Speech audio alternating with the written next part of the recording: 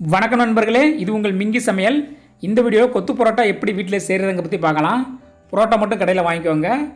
ஒரு தோசைக்கல்லில் கொஞ்சம் எண்ணெய் விட்டுக்கோங்க. கடலெண்ணெயோ அல்லது நல்லெண்ணெயோ எடுத்துக்கோங்க. நான் கடலெண்ணெய் எடுத்துக்கிறேன். எண்ணெய் காஞ்சதுக்கப்புறமா கொஞ்சம் வெங்காயம் சேர்த்துக்கோங்க. சின்ன வெங்காயமோ அல்லது பெரிய வெங்காயமோ சேர்த்துக்கோங்க.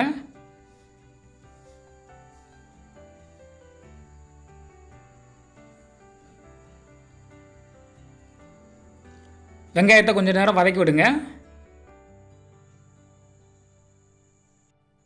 அடுத்ததாக 2 தக்காளி உள்ள சேர்த்துக்கோங்க. தக்காளியை கைட்டை பிச்சு போட்டுக்கோங்க.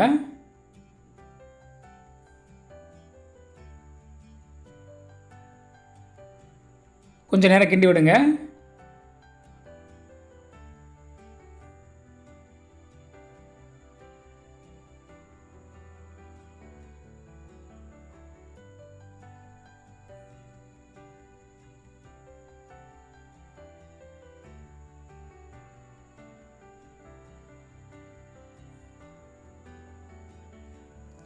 அடுத்ததாக முட்டையை உடைச்சி ஊற்றிக்கோங்க.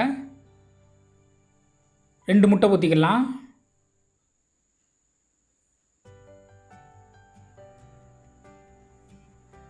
நல்லா கிண்டி விட்டுக்கோங்க.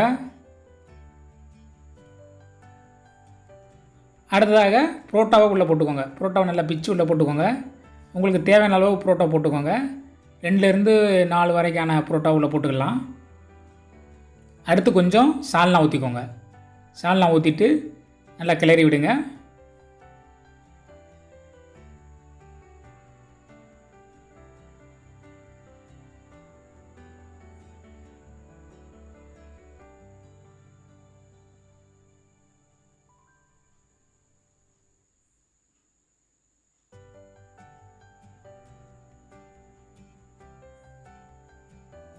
கொஞ்சம் கருவேப்பிலை சேர்த்துக்கோங்க.